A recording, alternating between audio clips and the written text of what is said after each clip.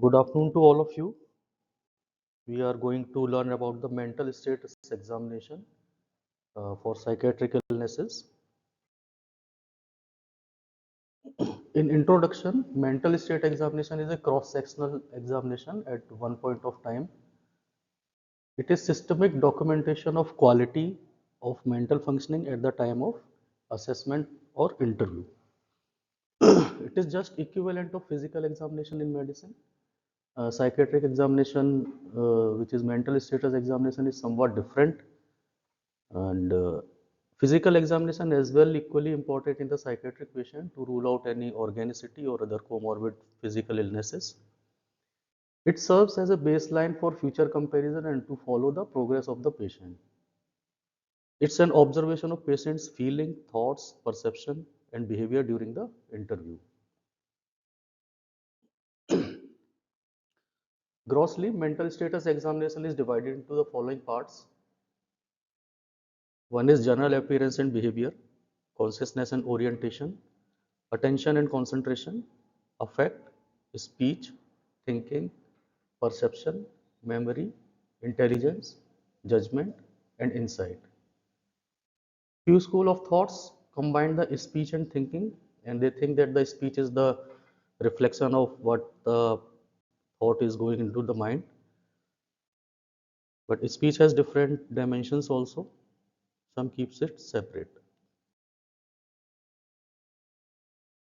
In general appearance, we used to look for approach, whether the patient is voluntarily approaching or involuntary. The voluntary approach signifies something. It is more towards of neurotic illness, and involuntary approach in case of psychotic patient. One should look for gait, whether the patient greeted or not greeted the examiner. This also signifies the some sort of neurotic and psychotic illness. Body build is defined as ectomorphic, mesomorphic, endomorphic build or cachexic build in case of severe physical illness. Grooming includes self-care, including personal hygiene regarding the clothes, hair, and nails. Postures, gestures, facial expression during the interview is also noted. Any abnormal movements we will discuss further in the detail regarding all the aspects of general appearance. The type of eye contact, signs of chronicity like weight loss, state appropriateness, signs of substance abuse, signs of physical harm, and other signs like eroding of tooth enamel in case of bulimic patients, attitude of the patient, psychomotor activity, and whether the rapport has established or not. In gait abnormalities, we have lots of gait abnormalities. We will discuss one by one. First is antalgic gait. The antalgic gait is gait that develops usually to avoid the pain while walking.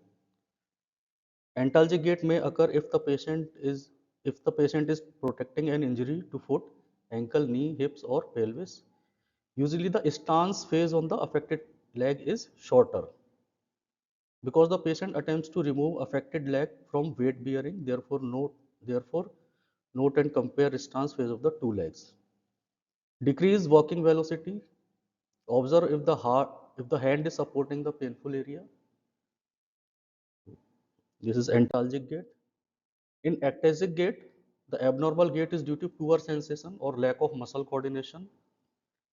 Ataxia is a neurological sign consisting of lack of voluntary coordination of the muscles and usually found in the lesion of cerebellum, impairment in cerebellar function, and it may be due to drinking alcohol. The patient's gait lacks balance, may appear irregular, jerky, weaving, and staggering. Parkinsonian gait, it has short steps, wide base of support, steps are shuffling. It is also known as fascinating gait and is the type of gait exhibited by patients suffering from Parkinson's disease. And it looks like the patient is trying to catch the center of gravity of own body. The steps are short and the patient is unable to control the inertia of movement. Seizures gait, one leg is crossed in front of other like walking on the catwalk. It is due to spasticity in the thigh adductors. Seizure gait is form of gait abnormality primarily associated with spastic cerebral palsy. That condition and other like are associated with an upper motor neuron lesion. Hemiplegic gait, it is due to cerebrovascular accidents and it is unilateral. On the affected side, one would see internal rotation of the shoulder, flexion of the elbow and the wrist, flexion and adduction of the hip, flexion of the knee. Arms are flexed, adducted and internally rotated. Leg on the same side is in the extension with plantar flexion of the foot and toes.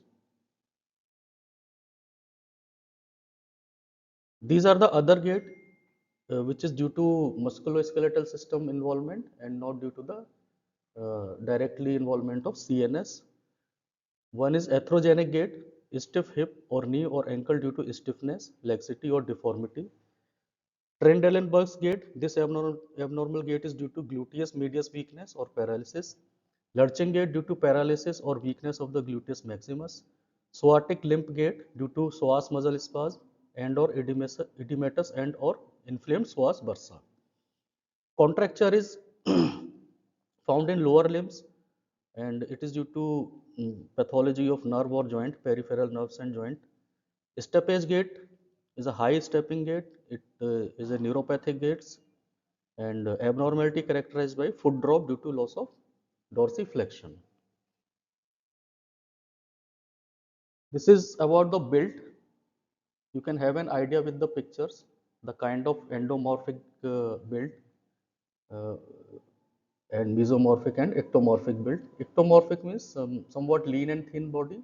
Mesomorphic is in between the endomorph and ectomorph.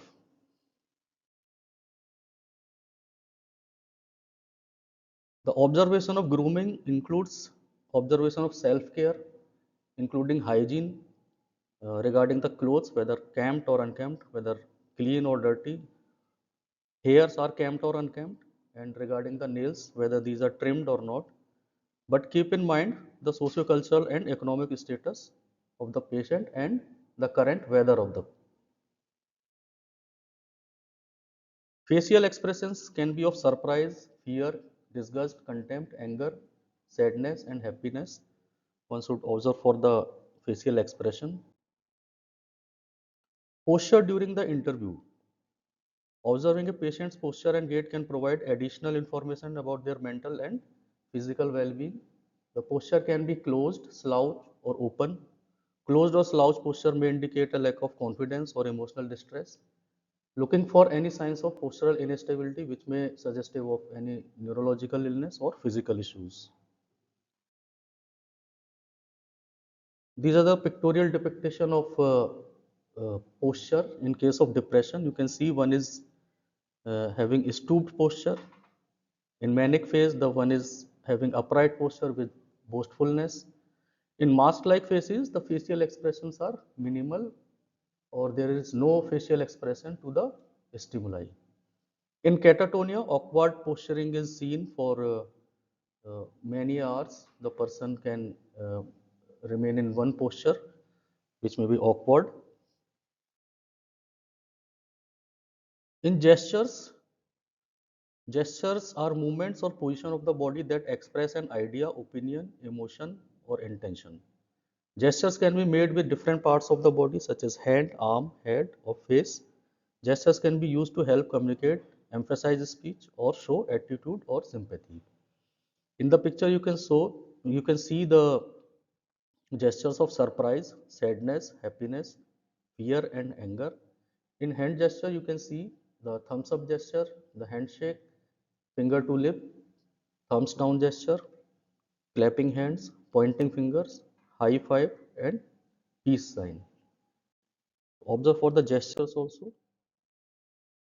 Now coming to the abnormal movements, these abnormal movements can be seen like ataxia we have already discussed, chorea, dystonia, functional movement disorders, multiple system atrophy, myoclonus, restless leg, tardive dyskinesia, tic tremors, mannerism, stereotypies and catatonia. We will discuss one by one. The chorea cause brief, irregular, rapid, involuntary movements. The movements typically involve the face, mouth, trunk, arm, and legs. Chorea can look like exaggerated fidgeting and sometimes described as dancing. The most common genetic chorea is Huntington's disease. Dystonia involves involuntary muscle contraction that cause twisting, irregular postures, or movements that occur again and again. Dystonia may affect the entire body or one part of the body. If the entire body part is involved, opisthotonus may be seen. The most common type of dystonia in adult is cervical dystonia, which is around the neck. The neck muscle contracts involuntarily. This causes the head to pull to one side or to tilt forward or backward. The head may also shake, known as tremor. Functional movement disorder. This condition may look like any of the movement disorder, but it's not caused by neurological illness. Functional movement disorder are categorized under dissociative or conversion disorders, previously known as hysteria. Multiple system atrophy. When multiple systems are involved, like cerebellar system, extrapyramidal system, and autonomic functions. This multiple system atrophy, also called as MSA, causes people to lose coordination and balance and become slow and stiff. It also causes changes in speech, loss of control of the other bodily functions, and it sometimes shares symptoms with Parkinson's disease.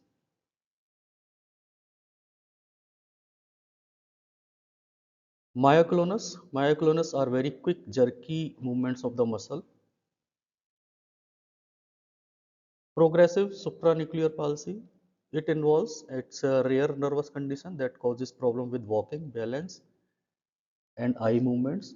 There is loss of balance and falling backward tendencies. Neck stiffness is there. The patient may show difficulty in swallowing, difficulty with eye coordination and focus. Slow or slurred speech may be seen, and rigid facial muscles. Restless leg syndrome. This movement disorder causes aching, itching, or creeping feelings in the legs while relaxing or lying down. The feeling often goes away with the movement. It is also known as Willis-Ekbom disease, characterized by uncomfortable sensation that begin while resting, particularly when the patient is going to sleep. It is relieved with the movement. Worsening of symptoms are seen in the night time. Tardive dyskinesias. This condition is caused by long-term use of neuroleptic medications, which are antipsychotics. Can also be caused by metoclopramide. Tardive dyskinesias cause involuntary movements that occur over and over. Symptom includes grimacing, eye blinking, and other movements.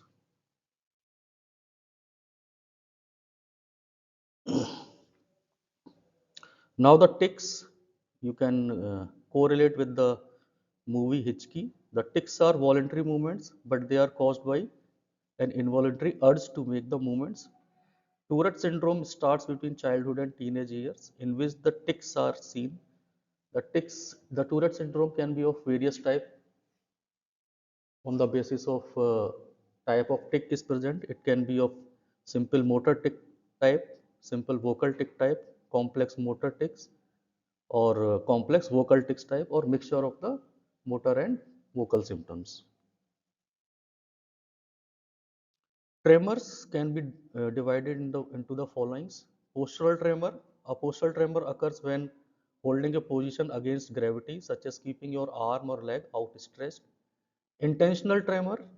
An intentional tremor occurs during the targeted movement, such as touching your finger to your nose or picking up some object from the table or doing some task like eating food. Task specific tremor occurs while performing tasks that require skills such as handwriting or playing an instrument. Kinetic tremor. A kinetic tremor occurs during voluntary movement of a body part such as moving your wrist up and down. Isometric tremor occurs when voluntary contract a muscle, you voluntarily contracts a muscle but don't otherwise move your muscle or limb, such as when you make a fist. So this is isometric tremor. Others are mannerisms. Mannerisms are repeated movements that appear to have some functional significance. For example, saluting. The saluting has a functional significance, but it is out of the context the patient is expressing this movement. Stereotypies are repeated movements that are regular and without obvious significance. Unlike mannerisms, for example, rocking to and fro. Rocking to and fro does not have any functional significance like mannerism, like saluting. Catatonia is a state of increased muscle tone that affects extension and flexion and is abolished by voluntary movements. So catatonic symptoms can be seen in catatonia or in the case of severe depression. Now come to the eye to eye contact. Eye to eye contact can be described as good, fleeting, avoided, intense, unwavering, no eye to eye contact or sporadic eye to contact, eye to eye contact.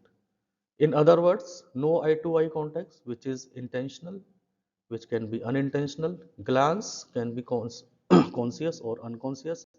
Glance and a half, double glance, or the gaze. The signs of substance abuse may be observed in general appearance. The physical signs may be poor coordination, slurring of speech, shaking or tremors in the hands, dilated or constricted pupil, bad breath, rapid weight gain or loss, lack of concern for personal hygiene and appearance. In case of alcohol, one can see for icterus, spider nevi, uh, fetor hepaticus is peculiar odor in case of liver failure, palmar erythema, gynecomastia, clubbing of fingers, hepatomegaly, splenomegaly, or itching of the legs may be found in case of alcohol use disorder. Physical harm signs is also important during the assessment in case of child abuse or domestic violence, or in case of self-inflicting injury in case of bipolar disorder and suicide due to depression. In case of child, look for eyes, cheek, side of face, mouth, shoulder, genitals, knees, skull for injury fractures, ear for any kind of pinch or slap, neck for bruising, upper and inner arms for bruising and grasp marks, similarly chest, back, buttocks and thighs for the signs of abuse. In case of eating disorder, one should look for eroding of tooth or enamel due to induced vomiting by this patient after having a heavy meal or meal. So eroding of tooth may be seen in case of eating disorder. Now coming to the behaviors, both the quantitative and qualitative aspect should be noted. Level of activity should also be noted, which is known as psychomotor activities. Oddities in behavior like apathy, disinterest in interview, being guarded or suspicious, smiling without any reason, muttering to self, etc., if present, should be recorded. Attitude toward the examiner, whether the patient is cooperative, uncooperative, authoritative, guarded, evasive, or indifferent towards the examiner. Level of activity is also known as psychomotor activity. Psychomotor activity can be increased or decreased. In case of psychomotor agitation, where psychomotor activity is increased, the person is very restless and motor activity is increased too much. The patient talk rapidly and loudly and are often difficult to interrupt. It is often seen in psychosis like schizophrenia, mania, or delirium and agitated depression. The retardation is a very slow in response. The patient speaks slowly and walks slowly and may continue to sit in one posture. It is seen in depression in some case of schizophrenia. Now coming to the consciousness. Consciousness is a state of awareness of the self and the environment. Alertness is awareness of the environment. It can be observed as impaired attention span, clouding of consciousness, fluctuation in level of awareness in case of delirium, somnolence, stupor, lethargy, fused state or coma. The various conditions associated with altered consciousness can be dream, hallucinations, hypnotic state, during meditation, during sleep, and states induced by the psychoactive substance. Consciousness is a state of awareness of the self and environment. So, altered type of consciousness may include lethargy, confusion, delirium, stupor, and coma. Orientation is observed in the terms of time, place, and person, whether the patient identifies the day or the approximate date and the time of the day correctly. If in a hospital, whether the patient knows how long he or she has been there, whether the patient behaves as though oriented to present. For place, whether the patient knows where he or she is, uh, the name of the building, the floor of the building, the city, state, and country can be asked in case of orientation of place. Orientation to person, whether patient knows who the examiner is and the roles or name of the person relatives with whom the patient is in contact. So orientation is disturbed in case of delirium. Delirium is a constellation of symptoms due to any physical illness, and it is presented with or disorganized thinking, fluctuating mental state, acute mental status changes, inattention, psychomotor disturbances, acute disturbance in cognition.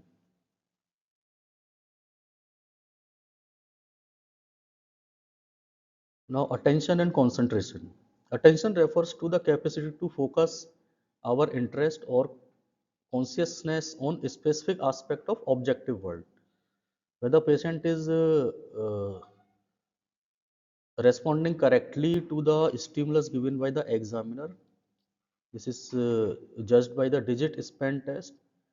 There is a series of random numbers are presented at the rate of 1 per second, and patient is asked to repeat the presented sequence with progressive increase in the difficulty. For example, examiner may ask, I am going to say some numbers, listen carefully, and when I am through say them right up, when I am said them, sorry. So examiner has to present the numbers in a sequential way and increasing manner, and the patient has to repeat those number current continuously in correct manner. So one have to see up to what number the patient can retain the attention.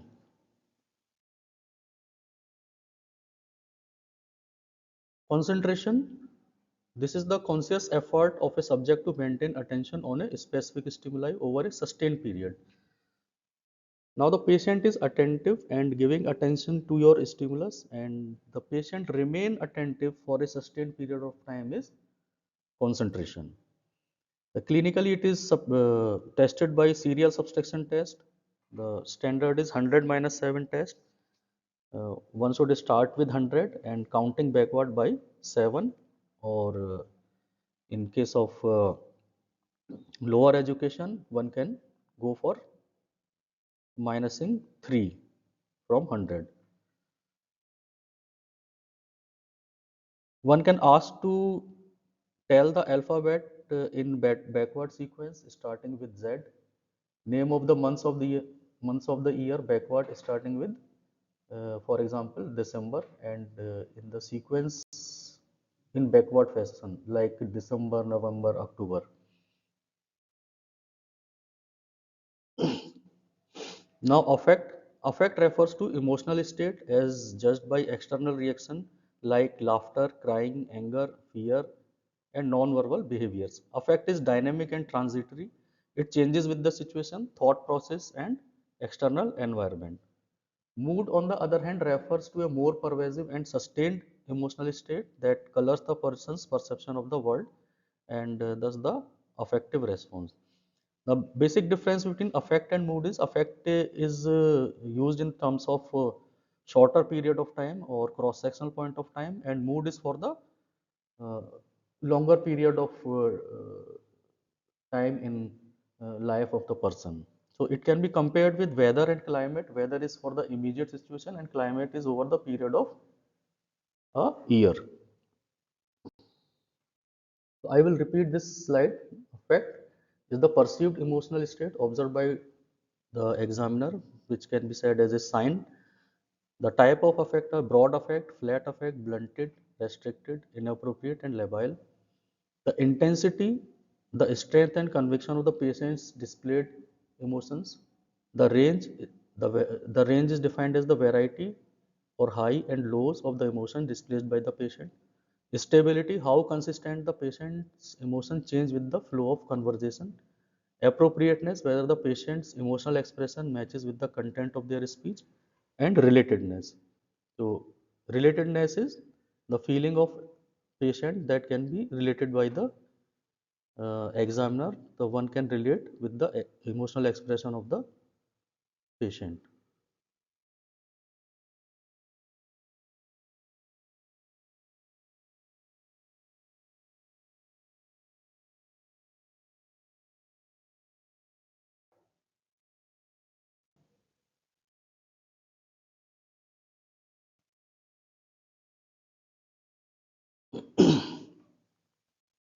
In the types of affect, we discussed about the broad affect.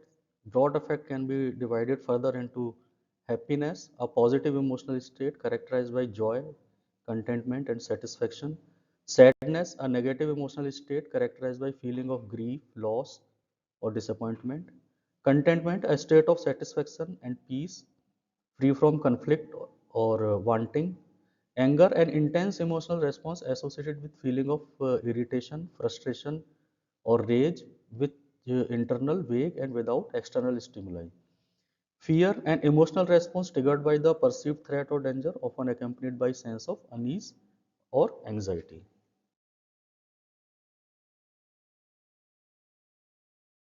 In types of affect, there is restricted affect, also known as constricted affect, is characterized by reduced range of emotional expression. So restricted and constricted are used uh, inversely for to define the restriction of range of the affect.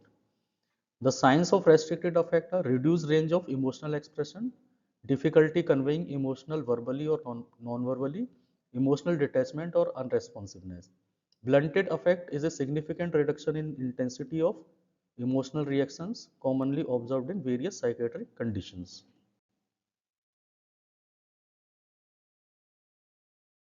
A flat affect is characterized by lack of emotional response and a severe reduction in emotion. Individuals with flat affect often maintain the neutral or expressionless phase regardless of the circumstances. This emotional stability is notable in its near total absence of any significant signs of emotional reactivity, which is whether positive or negative. So flat affect can also be defined as mask-like faces. In inappropriate affect, people with inappropriate affect may laugh during times of sadness or show sign of distress during the joyful events. So the expressed emotion is reverse of the content of thought. These incongruent emotional responses can be confusing, may lead to social difficulties and misunderstandings. It is crucial to understand that inappropriate affect is not a deliberate act. Labile affect is characterized by rapid and unpredictable shifts in the emotional state. Individuals with labile affect may experience extreme highs and lows, transitioning from laughter to tears or joy to sorrow without any apparent cause or in response to a minor event or trivial events. Shallow affect is characterized by reduced emotional experience commonly observed in individuals with psychotic symptoms. People with shallow affect may exhibit a lack of emotional response in situations where most individuals would experience intense emotions. So now we will try to understand by the figure or by the graph what is affect, what is range, and how it is shifted, what is the intensity. So in case of psychiatric disorder, we have four major type of affect on the basis of classified disorders in classificatory system. So one can have cheerful affect, second is anger irritability, third is sadness, and fourth one is fear and anxiety in case of anxiety disorders, or otherwise presence of anxiety in other illnesses like schizophrenia and depression. Now look at the white circle, and on the circumference of white circle there are four lines for the four dimensions. This is the euthymic state. If we will consider the circle as a normal emotional reactivity, so one will show all of the emotions in equal amount at the point of time. If you will discuss or talk with the patient, having conversation with the patient shows the equal amount of fearfulness, cheerfulness, anger, irritability to the stimulus, and sadness to the stimulus. This means the patient is in euthymic state, and range is also within the average limit. So we will consider this circle as an average range of all the emotions in four dimensions. Now what happens in elated mood? You can see there is a red circle. Now the patient started showing less of anger, irritability, and less of sadness, less of fearfulness, and shows cheerfulness most of the time during the interview.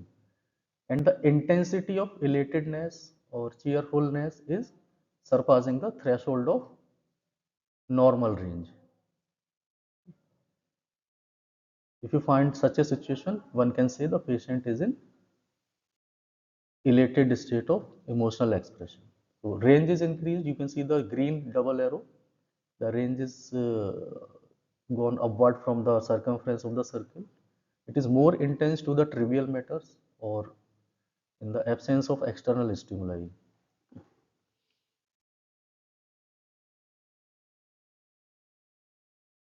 This is the shifting towards anger irritability, and intensity is increased. If it is shifted towards anger irritability and uh, the circumferential line will be at the white circle, then intensity would be in the normal range, and shifting towards anger irritability will be there. So intensity is increased and shifting is done because other kind of emotions are not being expressed during the interview as much.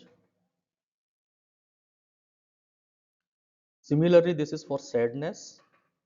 You can see the shifting and increased intensity. In anxiety disorder, it is shifted towards fear and anxiety. So range is shifted and intensity is increased. What happens in restricted, constricted, shallow, or dull effect? More or less, these words are what you can say synonymous to each other. The restriction, constriction, shallowness, dullness defines the same thing more or less. You can see the patient shows emotions in all the directions, but the intensity is decreased. For the stimulus, the person is not showing that much of intense cheerfulness, that not much of anger irritability, that not much of sadness, and not much of fearfulness up to the normal range. So from all the directions, intensity is decreased, but there is no shifting towards any type of emotion. This is called as restricted affect or constricted or shallow or dull affect. What is flat affect? Flat affect, you can say it's a mask-like face. The constriction is so intense that it reduced to minimal facial expression or no emotions. No. This is a mask-like face. Mask cannot have emotional reactivity. So one can relate to that. Now coming to the speech, what we used to see in the speech is quantity or rate of production, whether the speech is pressured, whether there is a push, speech is slowed, or quantity or rate of production of speech is average. It can be defined in the terms of average, increased and decreased also. Pressured speech means the pressure of speech is so much that one cannot interrupt or stop the person uh, to stop. The push of speech is the person is over talkative, the rate of production is high but can be stoppable. We can stop that person by interruption. In quality, rhythm, articulation, uh, like dysarthria, stuttering should be observed. Accent and dialect should be observed. Volume and tone of the speech should be observed. Whether the speech is coherent, continuity is maintained, spontaneity is there or not. In thought, we have four parts: the form of thought, also known as formal thought disorder, content of thought, possession of thought, disturbance of stream of thought. In disturbance of stream of thought, again, it is measured in form of pressure of thought, poverty of thought, thought block. Thought block means sometimes the stream of thought is interrupted suddenly. In poverty of thought, the patient does not have much of uh, words to say. He will say monosyllables, or content of speech is very thin. In formal thought disorder, which is defined as the grammatical and logical connection in thinking, whether what the patient is saying, whether it is grammatically correct or it makes some sense or not. The abnormalities can be irrelevant speech, the answer that is not in the harmony of the question asked. For example, if one has asked, "What is your name?" The answer is, "I had gone to Delhi on that day." The name was asked, but the answer is entirely different for the stimulus. Incoherent, loosening, or derailment of speech. In incoherence, sudden shifting from one topic to another topic occurs abruptly, and in severe form of derailment or sudden shifting is known as incoherence. Example of incoherence is like, "Oh, I am going to beach because the sun and the sand, it's like when the cat jumps over the moon, and I have this teal shirt that really reminds me of the blueberries." So there is lots of disconnection between the sentence and inside the sentence and between the two sentences. So one cannot make out what the patient is going to explain or say. Flight of ideas. It is continuous flow of increased speech with quick changes of topic. Changes are based upon associations, play on words, or distracting stimuli, but ideas are not well connected. There is some kind of connectedness in flight of ideas in comparison to derailment or disorganized speech. For example, "Oh, it was great. I went to a market." And markets are fascinating because of the stock market. It is like the roller coaster. Speaking of the roller coaster, I remember the time we went that amusement park, but amusement park are nothing compared to the cultural festivals in Spain. Did you know the Spain? So you can see there is a connection of theme between the sentences. For example, in one first part there is connection of market, in another part is there is connection of roller coaster, and in further is of amusement park. So this is flight of ideas.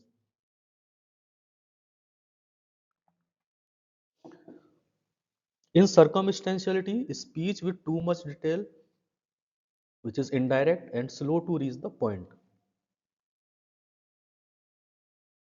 One will ask the question, but the patient reaches to the question asked after giving unnecessary details. So in this example, the question were asked like why were you late for the meeting. He gave the unnecessary details of the morning, and finally he gave the answer, because of the minor accident on the way I was late. And so unnecessary details are involved in reaching to the question. Tangentiality is they never get back to the original point. For example, a person A asks, "How was your trip to the mountains?" The question was, "How was your trip to the mountains?" He said, "The mountains, oh, I saw the most amazing bird the other day. You know, birds always remind me of the time when I used to collect bird feathers as a kid. Feathers are so interesting. Have you seen those documentaries about the rare birds? They show such a rare species and talk about the habitats." The question is not answered, you know, while the answer has to be given in between this paragraph. You know, how was your trip to the mountain? So it goes like a tangent. The next one is word salad, refers to jumble of words and phrases that lack of coherence and meaning. For example, the person A asks, "What did you do yesterday?" The person B replies, "Sky run, elevator moon, hoped ice cream because Tuesday weather fast." So, word to word incoherence is there. There is not even half formed sentences or fully formed sentences. Within one sentence, there is so much of derailment. This is known as word salad. Neologism is creation of new word, often nonsensical word that are not understood by others. Here is an example. What did you do just last night? I was frizzling all evening before the sun flicks started. So, frizzling and sun flick is a neologism which is not found in the dictionary, and the patient must have their own meaning to these words. Clanging is word chosen based on the sound instead of meaning. For example, how are you today? I am fine, feeling divine. Oh, what a sign, let's dine on a shrine. So there is rhyming in the answer. Perseveration is persisting response to previous stimuli when new stimulus has been presented. So person will respond with the same answer for the different questions asked is perseveration. Verbigeration is a condition characterized by meaningless, compulsive repetition. For example, what do you like to do in your free time? So there is repetition of time, and the clear word many a times. So this is verbigeration without any further stimuli. Echolalia, you all know, is an involuntary repetition of words or phrases spoken by the examiner or others. Blocking is abrupt disruption of speech mid-sentence or before the idea is finished. Patient loses their thought while answering or speaking. Now come to the third part, which is known as content of thought. Content of thought can have obsessions, delusions, phobias, grandiose ideas, magical thinking, suicidal ideations, overvalued ideas, and depressive cognitions. In obsessions are intrusive, unwanted, repetitive, same few thoughts, image or urges that come to the mind repeatedly and are hard to control. This can be of various types like contamination. There is fear of germs, dirts, and other substances leading to the intense fear for contamination. Doubt obsession, persistent concern about things not being done correctly or completely, such as wondering if door is locked or if the oven is turned off or not, whether the gas knob is turned off or not. This thoughts run repeatedly in the mind of the person. Symmetry obsession, need for things to be in a particular order or symmetrical because anything else feels not right or uncomfortable. Harm obsessions, fear about causing harm to oneself or others, either directly or indirectly. Forbidden thoughts, disturbing thoughts or mental images of taboo topics such as violence or sexual contents. So general questions to elicit obsessions are to find out the frequency and intrusions, like do you feel how yourself having repeated and intrusive thoughts that are hard to control, or one can ask how often do these thoughts occur throughout the day, which shows frequency. Impact on daily life should also be noted. How do these thoughts affect your daily routine or activities?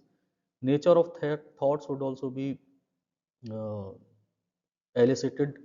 Can you describe the nature of these repeated thoughts or images? Are there certain themes that you have in your intrusive thoughts or which tends to follow? Attempts to ignore or suppress, whether this resistance is present or not. Do you try to ignore or suppress these thoughts? If so, how do you do it? What is the method? Does trying to push these thoughts away make them come back even stronger? Obsessions has related compulsions also. If the person is having fear of contamination, then repeated hand washing may be seen, and rituals can be there to resist those thoughts. Onset and triggers to be asked: when did you first start experiencing these intrusive thoughts? Are there specific situations or triggers that seem to bring on these thoughts? Distress and interference because of the obsessions. Like how distressed do these thoughts make you feel on a scale of 1 to 10? Do these thoughts interfere with your relationships or work? One can scale on the intensity on the Y box scale also. There is a specific question to elicit obsession. For example, for contamination concerns, do you often worry about being contaminated by germ or dirt? Do you feel an intense need to wash or clean things repeatedly? For doubt and checking, do you frequently worry that you might have left something incomplete or undone? Do you feel compelled to check things multiple times, like doors, knobs, appliances, locks, uh, and maybe the account book also? Symmetry and orderliness. Do you have a need for things to be perfectly arranged or symmetrical? Do you get distressed if the things are out of order or not aligned properly? For harm and safety, do you often have unwanted thought about harming yourself or other unintentionally? Forbidden or taboo thoughts, do you have intrusive thoughts or images that are violent, sexual, or otherwise disturbing? Religious or moral concerns, do you worry excessively about doing or thinking something that goes against your moral or religious beliefs? So there are various different content in obsession which should be looked for. Now the delusion. So delusion can be of various types. Delusion is a belief that is firmly held on inadequate grounds, that is not affected by rational argument or evidence to contrary, and that is not conventional belief that the person might be expected to hold given their educational, cultural, and religious background. This means there is a belief, there is a belief which is false belief without any evidence, no, and it is not affected by the argument which is given by the examiner, and the patient cannot be shake from the belief, and it is not in the context of his educational, cultural, and religious background. So delusion can be of many types. One is delusional mood or atmosphere, delusion of intuition or autochthonous delusion, delusional perception. Should I explain all these delusion in detail? No.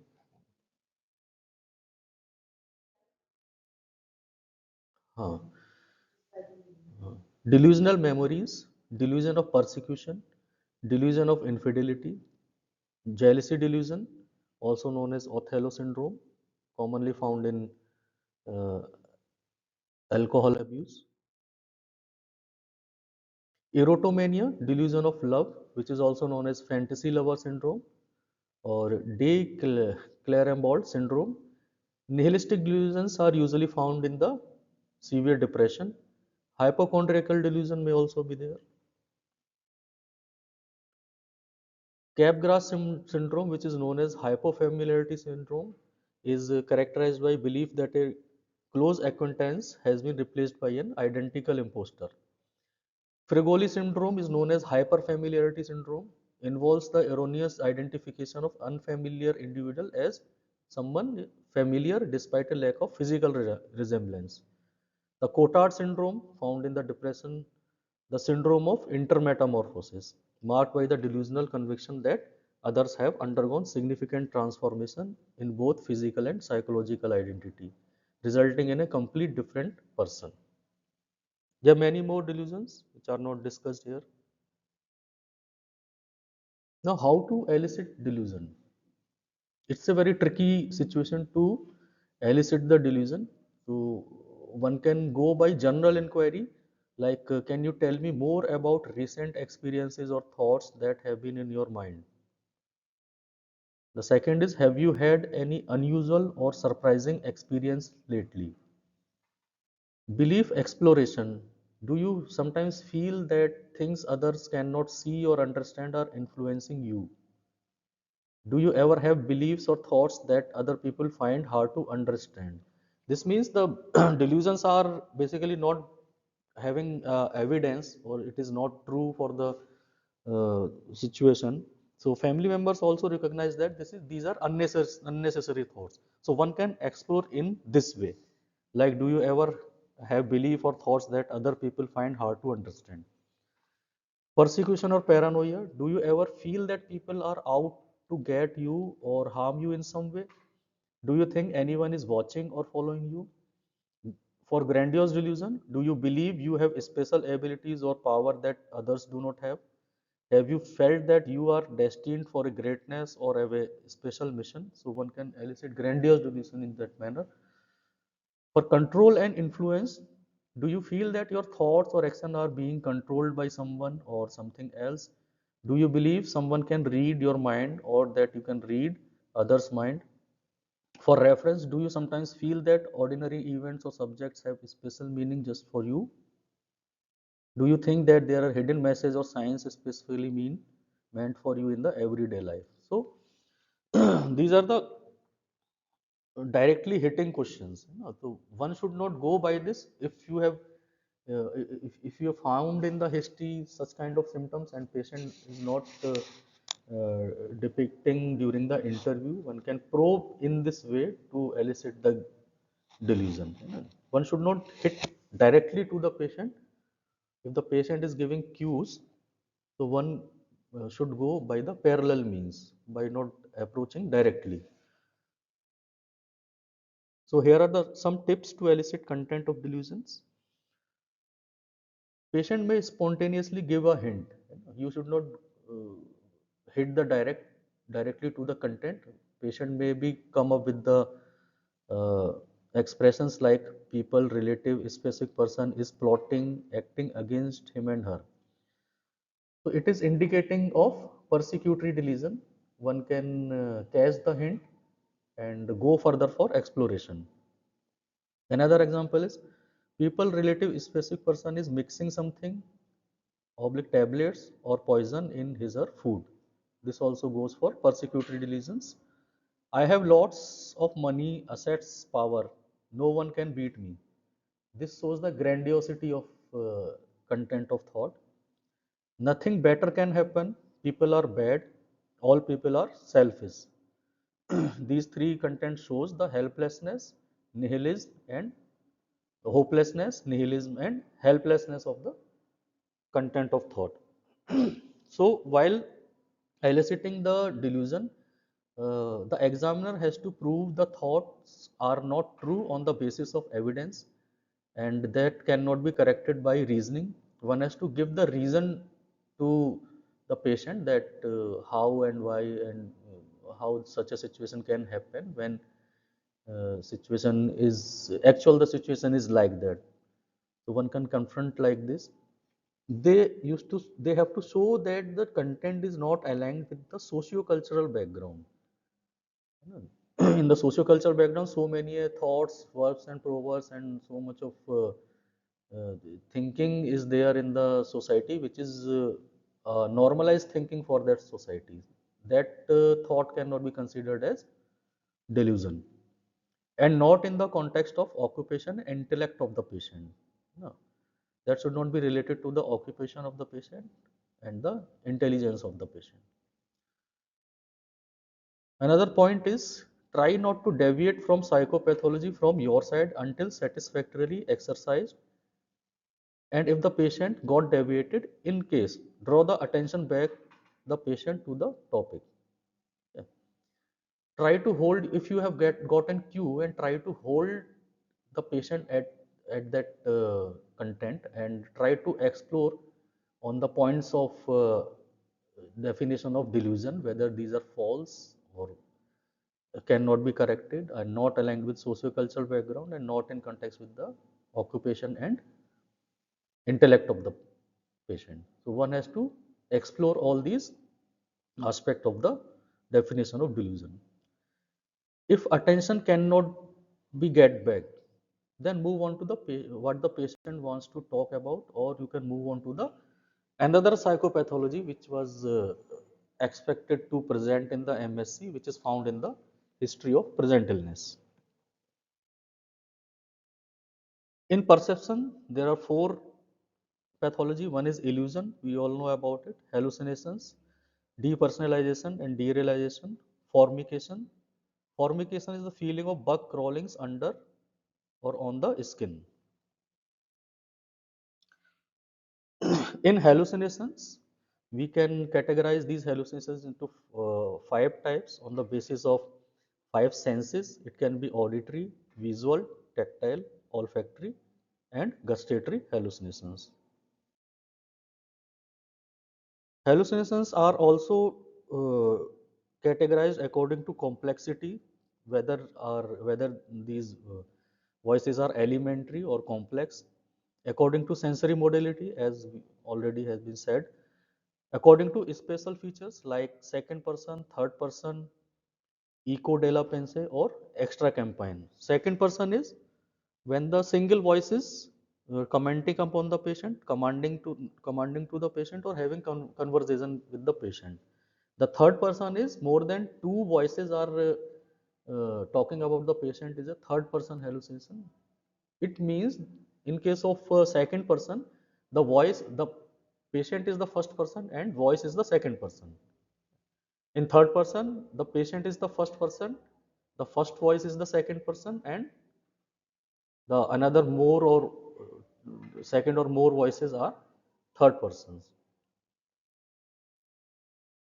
Autoscopic hallucinations contains reflex hallucinations, hypnagogic hallucinations, hypnopompic hallucinations.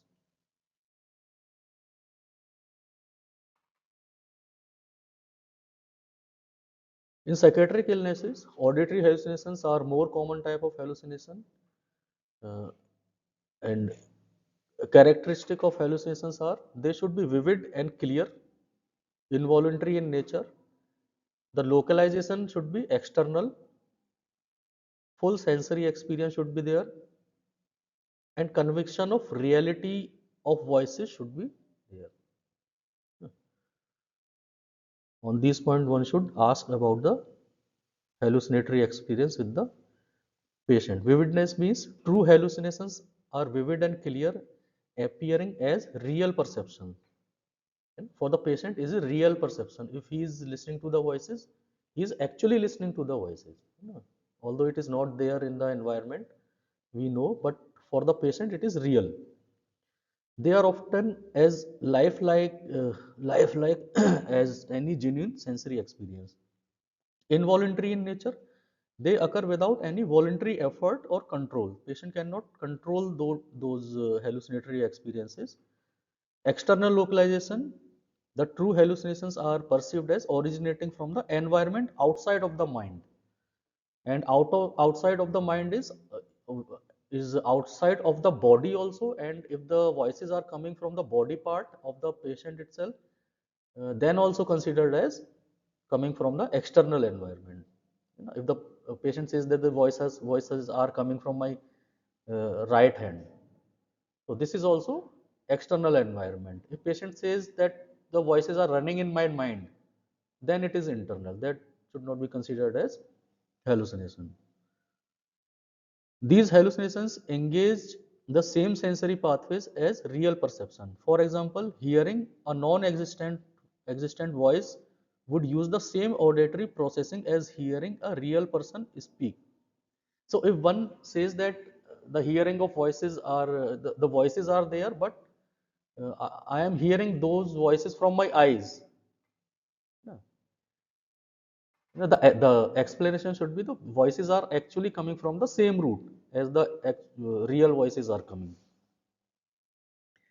Conviction and reality, the person experiences a true hallucination often believes it to be a real and authentic experience. It can be challenging to distinguish the hallucination from actual sensory input. So conviction is strong. Sometimes the voices seem to speak the patient's thought as he is thinking them, or to repeat them immediately after he has thought them is known as echo della pensée. Hallucination of dark figures are sometimes called Lilliputian hallucinations.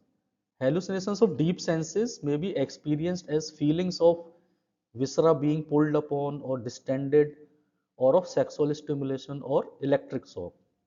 So these are the hallucinations of deep senses. Autoscopic hallucination is experience of seeing one's own body projected into external space. The experience is accompanied by conviction that person has a double, is known as doppelganger.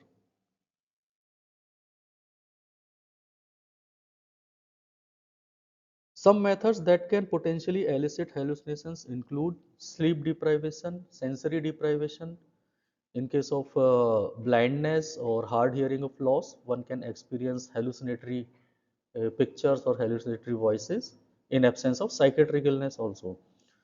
Hypnosis and suggestion can also elicit hallucinatory experiences. Meditation and trance states, one can have hallucinatory experiences. Substance use, neurological conditions like epileptic seizures, migraine can sometimes bring about hallucinatory experiences. In aura of both epileptic seizure and migraine can also have hallucinatory experiences.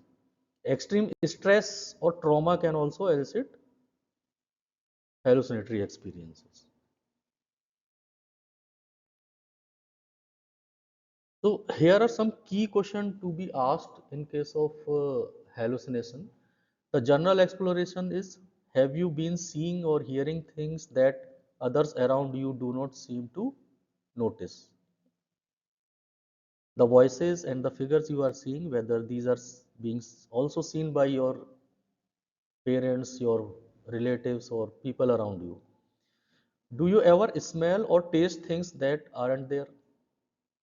Have you felt unusual sensation on your skin inside your body that you can't explain?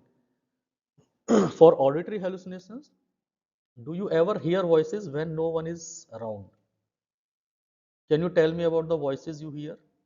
What do they say? And do they ever talk to you or about you?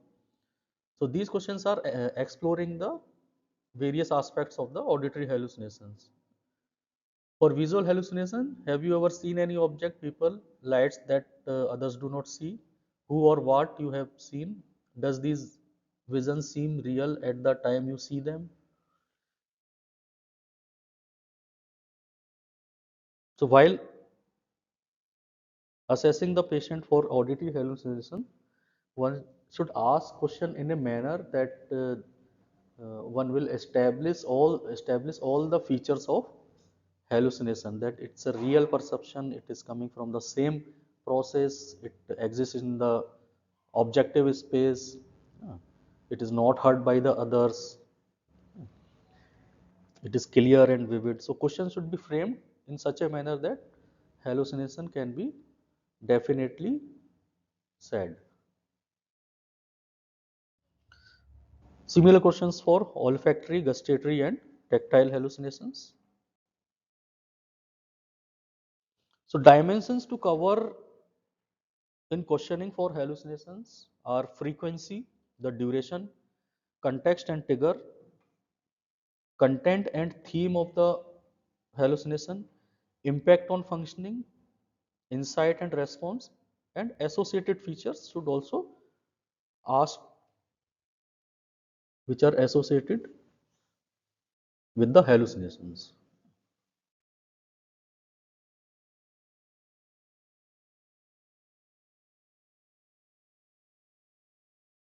Now coming to the memory, it has three parts: immediate memory, recent memory, recall, a list of words. Immediate memory asks the person to repeat a series of number or objects which are unrelated with each other. Start with 2 or 3 digits and gradually increase the length. For example, say number 741 and ask the patient to repeat them, and remind him that you will ask these three numbers or objects after few minutes. For recent memory, ask about the recent events, like inquire about what the person had for breakfast or what they watched on the TV last night. Now you can do the recall. After this much of time, few minutes are gone, you can ask for recall the numbers or the objects you have given initially. Remote memory asks about past events, questions about the person's childhood, schooling, previous jobs, can help test long-term memory. For example, what was your first job? Where did you go to school? Constructional ability is important in cognitive dysfunctions like dementia. Draw a simple shapes can be given to the person on a piece of paper and ask them to draw a simple shape like a square or clock with numbers. This assesses both memory and visuospatial skills, which is impaired particularly in case of dementia.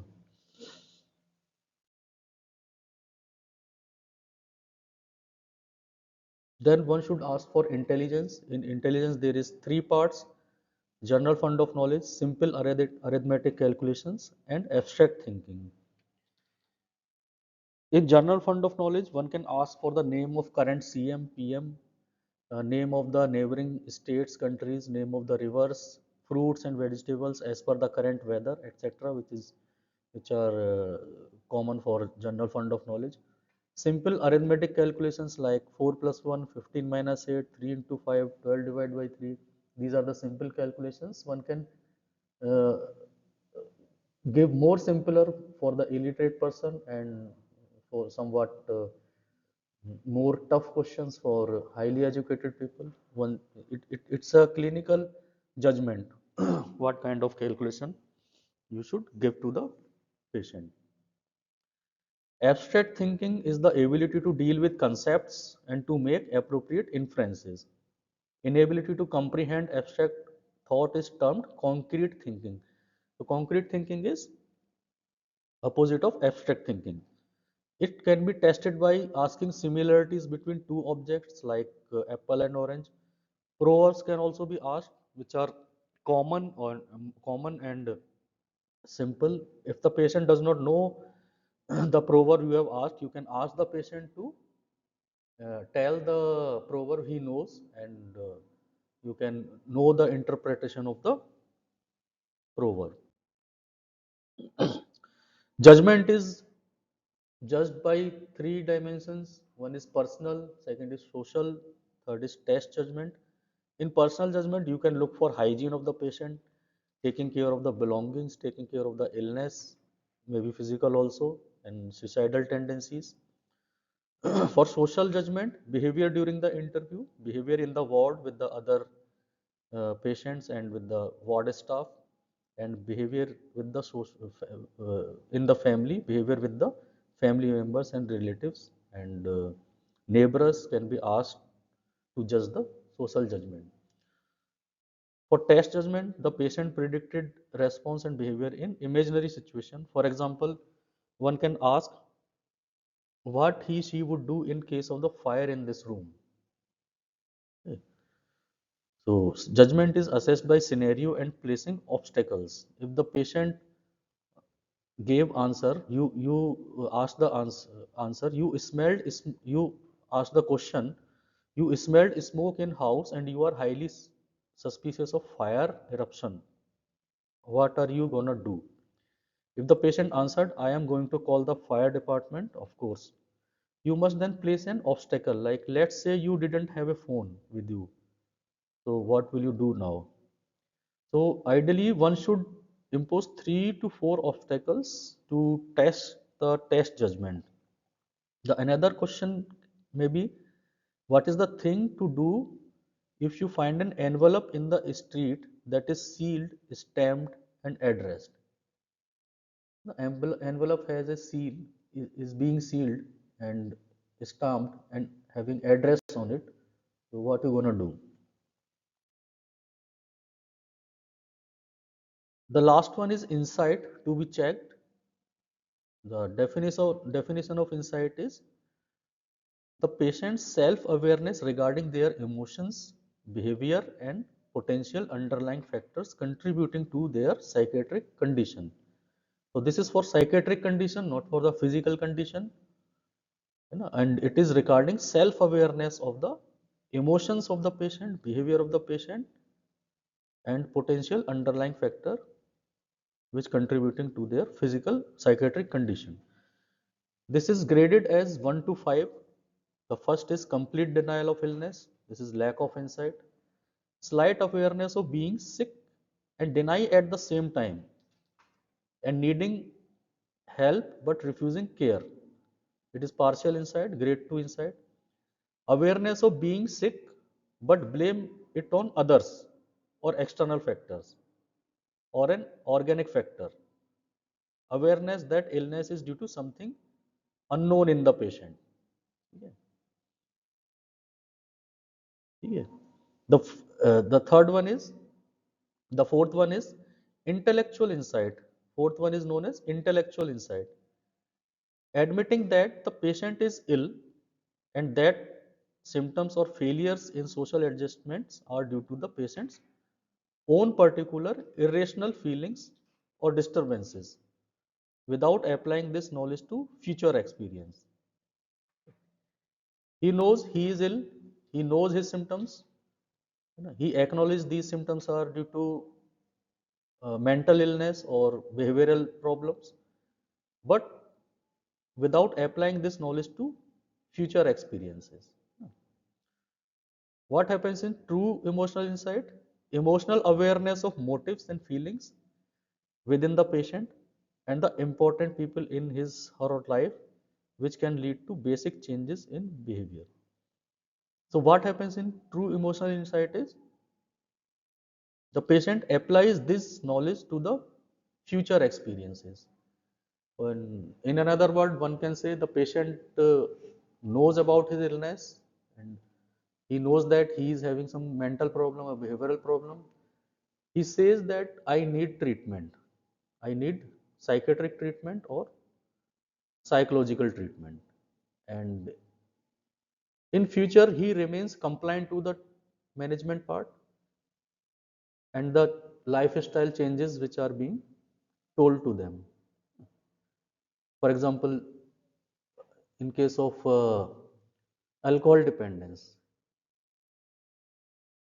if the patient is in follow-up, he is in the counseling session, he is doing things to avoid situation which can trigger the alcohol intake again, like change of the friend circle, doing meditation, changing of the job if it is possible. The person is doing such and such things and he remains abstinent. One can say that the patient is having true emotional insight. If the same patient does not does not come in follow-ups, no, he does not change his lifestyle, he does not do the things which are being told, but he knows that I am ill, this is harmful to me, then this is the intellectual insight. Okay.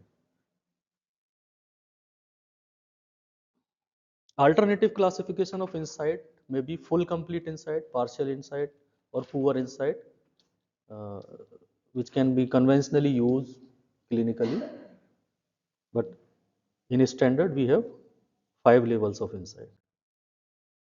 In summary, we have learned about the journal appearance and behavior regarding the consciousness and orientation, attention and concentration, affect, speech, thinking. Thinking has 4 parts: formal thought disorder, content of thinking, the speed of thinking, and the possession of thinking. Perception, we talked about the hallucinations, memory, intelligence, judgment, and insight.